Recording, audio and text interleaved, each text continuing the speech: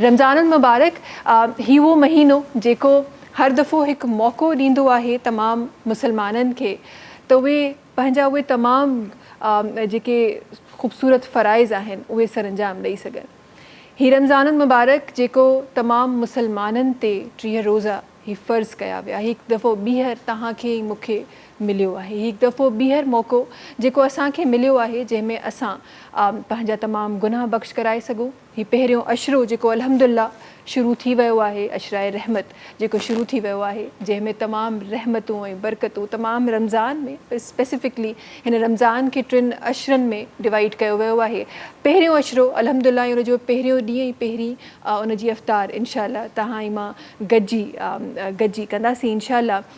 गॾोगॾु जॾहिं तव्हां हिन रमज़ान शरीफ़ जी ॻाल्हि कयो था, हिन रमज़ान शरीफ़ में न सिर्फ़ु उहे 30 रोज़ा असांखे मिलनि था पर उहा राति बि मिले थी जेका 1000 रातनि खां बहितर आहे।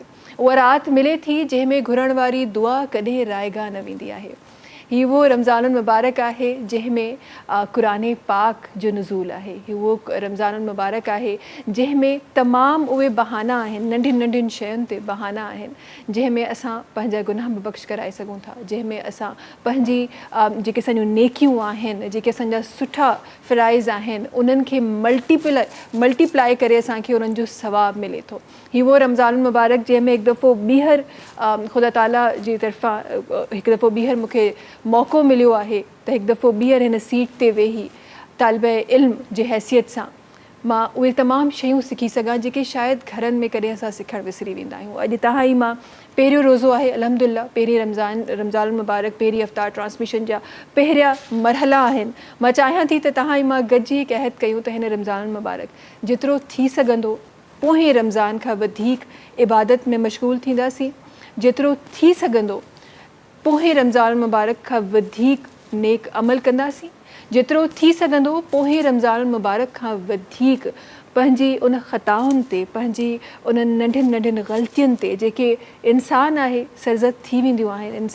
इंसान चवंदा आहिनि त ख़ता जो पुतलो आहे, कॾहिं कॾहिं ईअं थी वेंदो आहे त तव्हां खां ग़लतियूं थी वेंदियूं आहिनि, तव्हां कोशिशि बि कंदा आहियो, रोज़े जी हालत में कॾहिं कावड़ अची वेंदी आहे, रोज़े जी हालत में कॾहिं कंहिंखे तव्हां कुझु चई वेंदा आहियो, रोज़े जी हालत में हीअ जेका हिकु पैनिक हिकु सिचुएशन हूंदी आहे थोरी देरि पहिरीं असांजे सेट ते बि हुई।